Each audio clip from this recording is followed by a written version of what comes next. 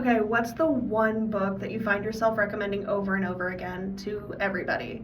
The Atlantic recently asked some of its writers and editors this question. Here's what they picked. I love recommending Alyssa Netting's work. She is so funny, so absurd, and also so insightful. I recommend her because if you read it and don't want to talk to me again, then that's great. If you do love it, then you might just be my kind of person. Do you want a love story, a history, a hate story, a comedy, a tragedy?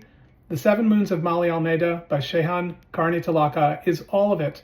It's about a man who is dead and has 7 days to figure out his killer and make things right before hopefully he ascends to paradise. I recommended Alana because it's a really fun fantasy book, but mostly I recommended it for the character of Alana herself, who is a young girl posing as a boy so she can become a knight. And she is so fiery and confident and determined to go after everything she wants in her life in a way that I really admired when I first read the book as a kid and still admired when I reread it as an adult. Careless People. It is Sarah Wynne Williams's memoir and expose of her time spent working at Facebook.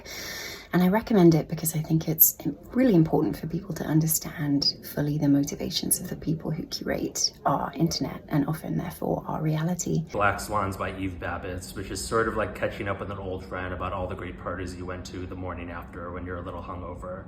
When she was a younger writer, Babbitt had this reputation for being a freewheeling libertine, but these stories were written much later in her career. And so there's a sort of a tenderness and perspective in this writing that is uncommon in her other work, but it's all the more meaningful for it. I picked the essay collection These Precious Days by Ann Patchett. It's about a lot of things: friendship, love, death, but the title essay and the most compelling part is about Patchett becoming best friends with Tom Hanks's assistant, who then moves in with Patchett during the pandemic after she's diagnosed with cancer. An American Sunrise by Joy Harjo. It's a poetry collection, and in it, Harjo resurrects a lot of the stories of her ancestors in a way that it feels like it really collapses the distance between generations, making everything feel super present tense. And at the same time, she gives us these definitions of who a relative is that feel super expansive.